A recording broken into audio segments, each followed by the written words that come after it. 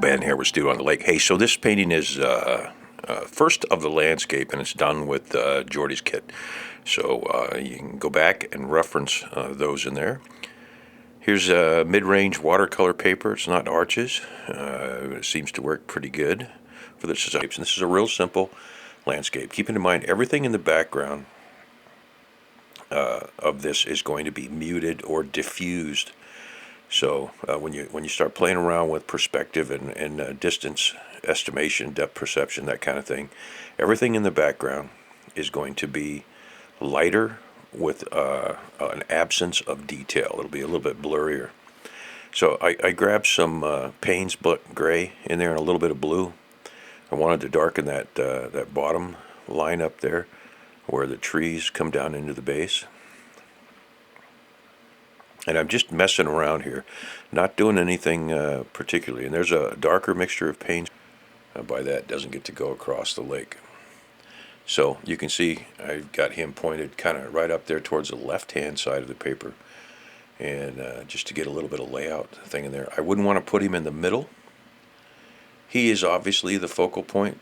And then as you start to look at the painting to figure out what he's looking at, you look out there and you see the silhouette of a man working a tip up out in the middle of the lake.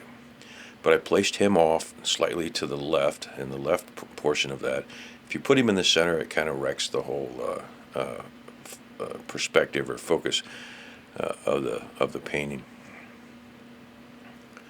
And I did not like his shape early, so I'll fix it a little bit later on here. And you can see at the end, I'll show you a couple more of these that I did as I was playing around with the camera. Trying to get the new camera set up to work the way I wanted it to work. So I basically painted this 3 times, and then I'll show you the card at the end that I painted a couple of years ago as a concept. So this is a blue mixture, light blue with a little bit of black in it, or not black, Payne's gray.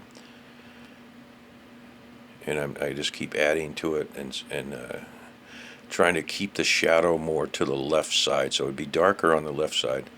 And that's what I'm doing here, is putting in some black in the hole. So there's a hole in the ice here, and as we build the tip up, and I let each of these colors dry before I do this. One of the things you don't get to see in here, and I probably should put that in there, is I will stop and allow opposing colors or colors that are right next to each other. I'll let them dry so they don't bleed into the other.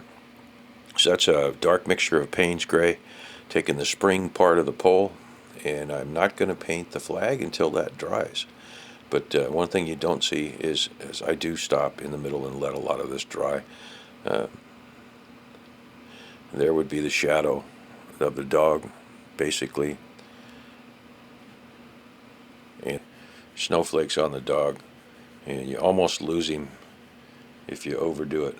Now I will come back, and it's hard to tell unless you're up close and personal with this, but I do put a little bit of blue on there and flick a little bit of blue around too. And then there's a signature in the corner. And here's the fun part. This means that you're done, and you can throw it away if it's no good. Throw it in a drawer if you want to think about whether it's any good and look at it 6 months later, or you can put it in a protector and send it off to the gallery.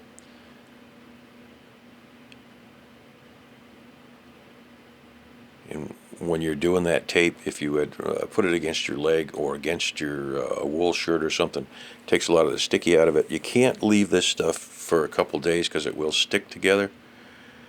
And you can see on my grungy board there is a nice little border, and then you could frame that guy.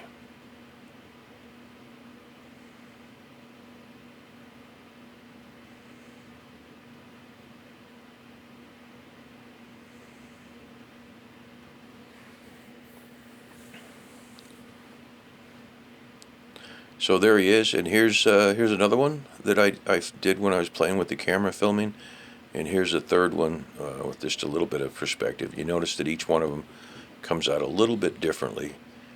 And then here is where it all started from. Here is a card that I did as a study trying to figure out how to do this. Now, I really like the dog in this one, and I put two people in this, and this one has minimal colors versus the one we just did. So there you go. Thanks a lot. This has been Ben Wynn Studio on the Lake. Like, share, and comment.